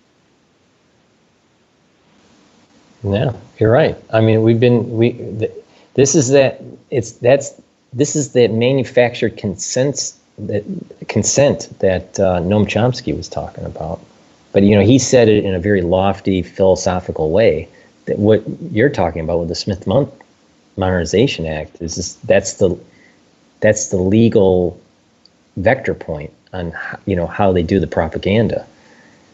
We have to expose it, just like we exposed what was going on with SARS-CoV-2, and tried to explain to the public the best that we could, what was going on, geopolitically, financially, and in the biology of it, But yeah, we'll keep on firing away on the battlefield, and then maybe 4 months later, CNN will start talking about it. Maybe. Well, we can hope about it. We've been we've been trailblazers for months now, and I'm proud of the work that we've done. I really am. Yeah, I sit back and I look back on it. I'm very proud that I did something, that we did something. Right, and there's a very limited group that did something in the correct direction. And I am also not a glutton or a gloat, and because I think it's very unimportant to pat yourself on the back. You need to keep moving forward. Accolades are great, but that's not what I'm here for. I'm here to provide the information, the correct information, to stop the disinformation. Now, we're moving in the right direction. That's true. But where do we go from here, Paul? Can you just imagine yourself and I talking about how we would run a political campaign for president? Can you just imagine that? Just fast forward. Just think about it. Fast forward to like 2022, where you start organizing for a presidential campaign. And I run for president, and that you're actually, like the strategic guy behind the scenes, making it happen. Well, that's already. I see this. I can see this happening. Yeah, I can see this happening. It was floated by me when I was organizing MAM. There was a very influential woman. I won't mention her. She had tens of millions of dollars, and they wanted me to back the Independence Party, or I don't remember what it was, but it was Rocky Anderson during the last election. And he was getting some traction, and they thought I could take it to the next level like I did MAM. And MAM is March Against Monsanto. And things kind of fell apart, and things got jiggy because HBO infiltrated our 99% declaration whole hypothesis, where we had the lawyer from New York. We're trying to get a constitutional convention, and HBO had signed a deal with that prick. And we said, look, if there's any media ever in here, it's all null and moot. And we're right in the middle of the high level meetings where we're about to get to a constitutional convention, HBO's secret cameras are in the fucking drop ceiling. So this is the kind of stuff we have to fight against. That people are trying to Right. make money off of Anyway, movements, but but let's go. Let's but go. but Go ahead. but you and I, we have a lot of street smarts. You know, we're learning a lot by what we're doing through this whole ordeal. And like you were mentioning early on, that you know, the whole idea of the Akashi record and feeling, you know, this cosmic ray, you know, informational thing that's helping us, you know, that plus the learning curve.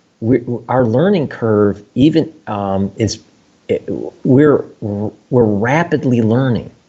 It's exponential the way we're learning through this. Dude, If we Paul, continue this route, Paul, we can go right to the presidency. yeah. If we drove around the country for 2 years, in 2 years, Yeah, and and yeah. the amount of people in the U.S. that would have increased their knowledge through this influence, and we just simply gave the same talk we did tonight, everyone would be on board. And so we would just take a tour and just do some circles. And I guarantee we would capture the hearts of everyone. And when I mean everyone, it's more than 50%. And they would understand where we're coming from. They would understand where we're going. It would be laughable. The only problem is that you would have to be a Democrat or a Republican to win.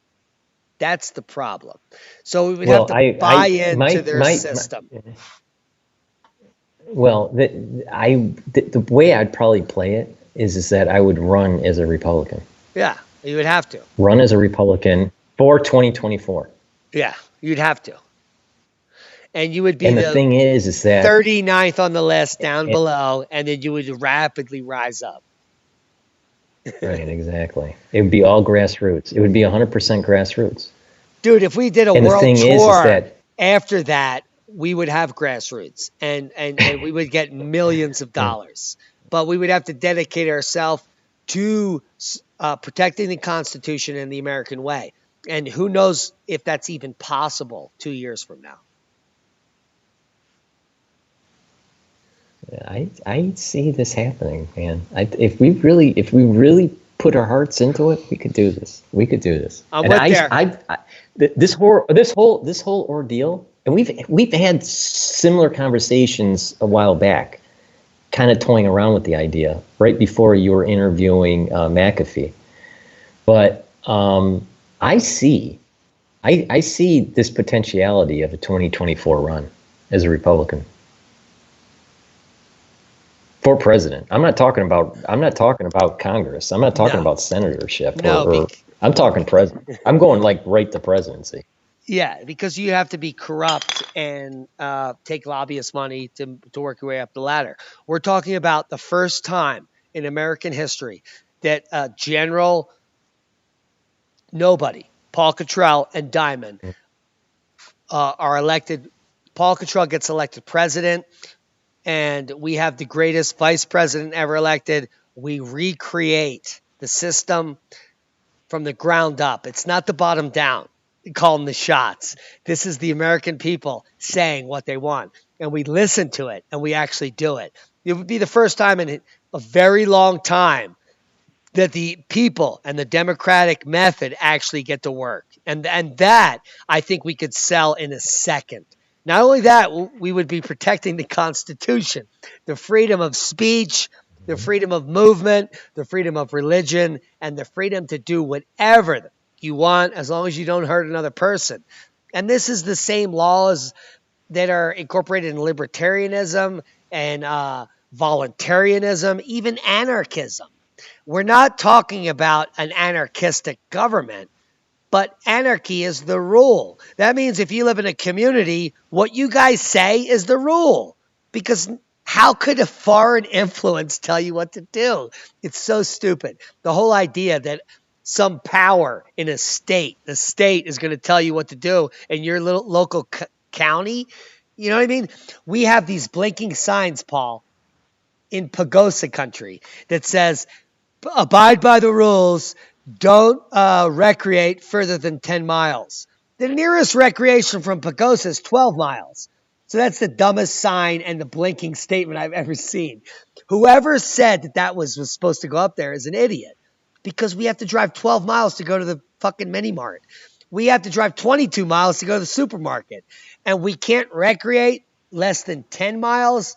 What does that mean? I have to hopscotch 2 miles before I get to the supermarket? It's stupid.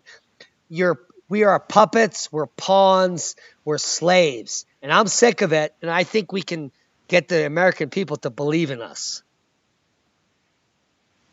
Yeah, I agree. I absolutely agree.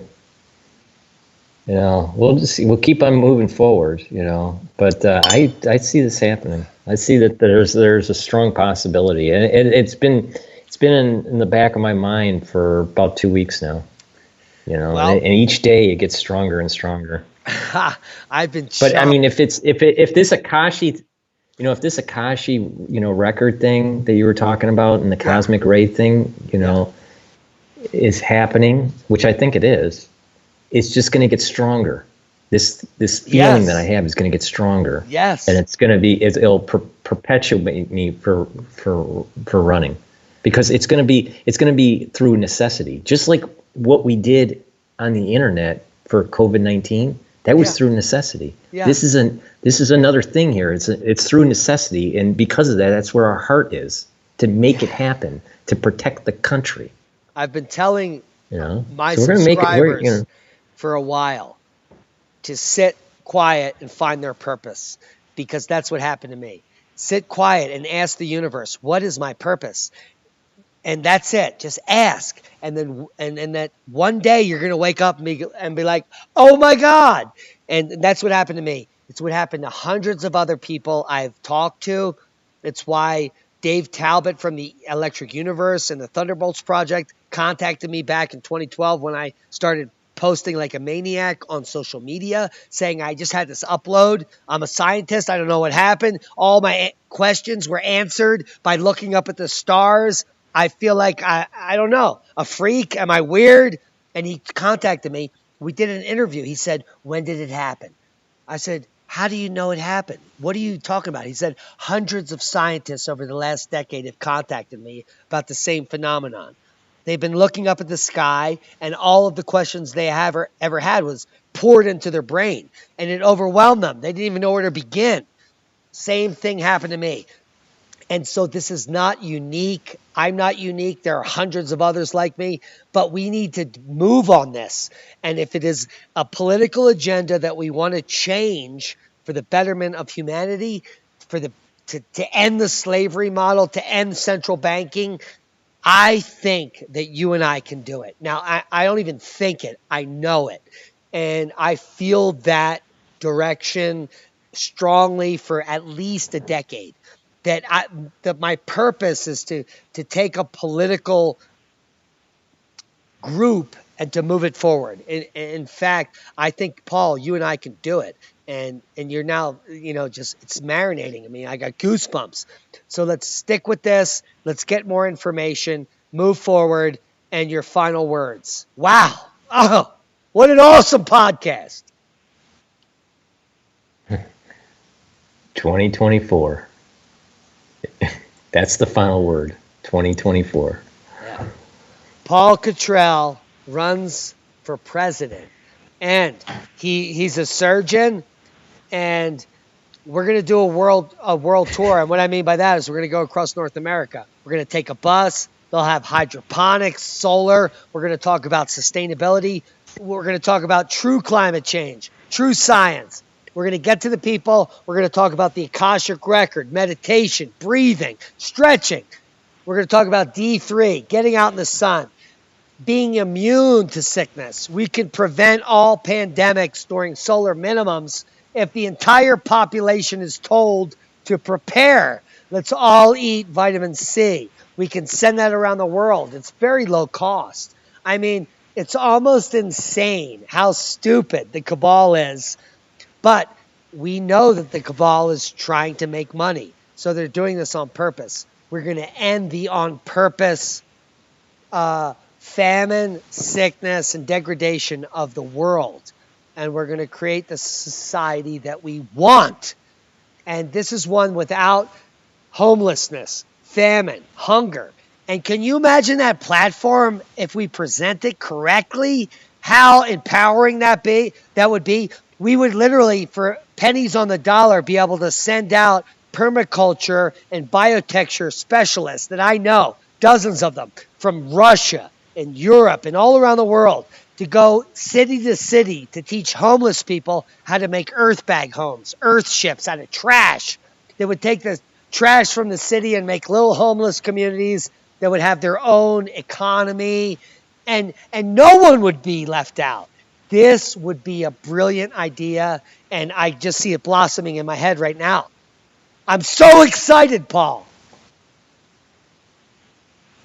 All this learning that we have done over the decades, and talking back and forth, the last few months, it's moving quicker and quicker to something very important that probably has already happened, and it's just that we have to live, make it happen. It's probably already happened, and in the future, but in our time period, we have to make it happen. But there's something weird that's going on. It's something I feel it. I can feel it, and I just we just got to make it happen. But we know where our heart is, and we've experienced something through this COVID-19 crisis and coverage that is something very unique, and it's time to elevate it to the next level. Well, we appreciate everything you've done, all the time you spent on the channel, and I hope we can continue this conversation. I've got goosebumps all over. I hope you guys listening will comment below and give us some feedback on how we should go forward with this. And please subscribe over here at Paul Cottrell's original channel. Even though he went black, he's back up.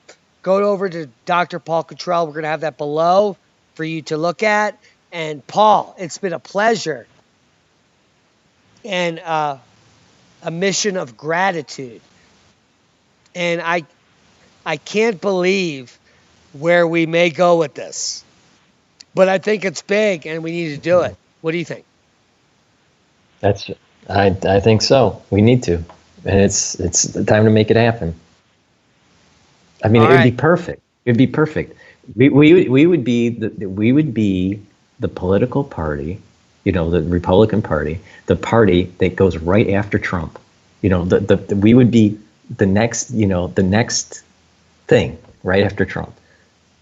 He's 40. So it would be. It's perfect. We don't have to be billionaires. We just have to just talk like everybody else does. I mean, that's what Trump did. He just talked like everybody else, but he needed his money to show everyone that, and that kind of person can become president. Yeah. So we have a mission. He may very well put his line. His backing right behind us. This is like, I need these guys in there. They're going to give us a clean environment, clean health, real science, real talk, constitutional convention. We're going to rewrite the Constitution. We're going to have more gun laws. We're going to mandate that every citizen has at least 10 guns. I mean, we need to take the Second Amendment to the next level. We're going to mandate that every citizen, every month, speaks their mind on some kind of social platform so that some other group is watching them to see where the humanity is. Because we actually need to know how people in America are actually thinking. Can you imagine if we had a social media platform where every American, 400 million every week, give their opinion about the way things are going? And someone watches it. Can you imagine how awesome the country would be? We have like 50 people watching all these millions of videos, and they're like, you know what? We need more milk stores, or we need more ice cream, or we need more this or that. And we would literally change the world. Everyone would be so happy, fabulous. They'd be able to go on trips. We would recommend days off. We would break it down to a 4-week work week. We would say everyone has to go on a family trip every Thursday. If not, you can't take this amount off your taxes. So we would force people to be enlightened. We would force people to go into the woods by making them not work. I mean, how could that be more brilliant? We would actually change the way people live, and they would be so relaxed. The Schumann resonance would fall off the cliff. The whole planet would relax. Forests would blossom. Bumblebees would be everywhere. Everyone would be pregnant. Oh my God. I'm so excited. Paul, 2 hours exactly. And that's insane. We love you to death. We support everything you've done, and we will be your campaign manager moving forward as we run for president of 2024. And it'll be Cottrell. I don't know. We'll have to think of who that is. But we'll get there.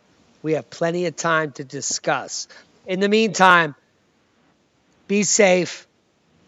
If you're sick, please don't go around fat people or sick people or old people, because COVID-19 is just as deadly as the flu, and it will kill people that have comprised immune systems.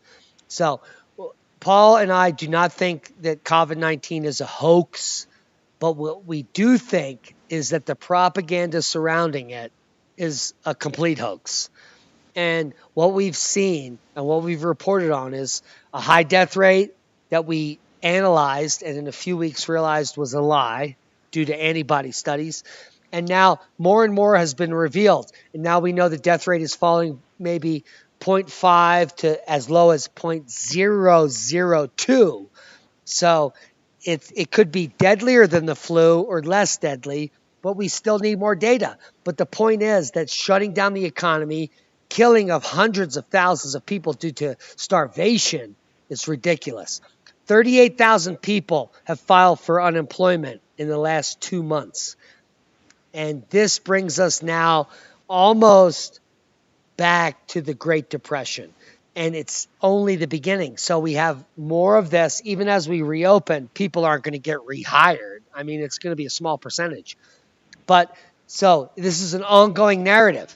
And I think that Paul has the solution, and that's to run for president in 2024 and to continue to inform the public in a softer, safer way to get more results and more people to listen to us.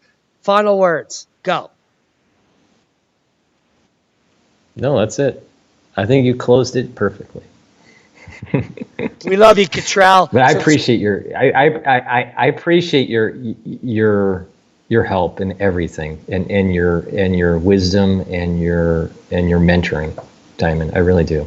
Well, I can't believe I can actually create a synopsis as quick as I do, because there's so much information to manifest in the brain. And I don't even really know if I'm telling you correctly. But in simplistic terms, since 2012, the mainstream media has been legally allowed to lie to you. Not only that, it is manifest that they have to toe the line by the cabal. So the propaganda that's been fed to you is on purpose by the people that are feeding it. Now, we don't know who they are, but we want to end that. So subscribe to Dr. Paul Cottrell, his backup channel, his main channel, Paul Cottrell, where he's putting up new info. Continue to watch the Oppenheimer Ranch Project and look for us to run for office in 2024. And Paul, that's a perfect timing, because I'm booked till 2022, but I've got nothing after that. So let's go hard. That's great. We love you. We'll talk to you soon. Be safe. Okay. Bye-bye.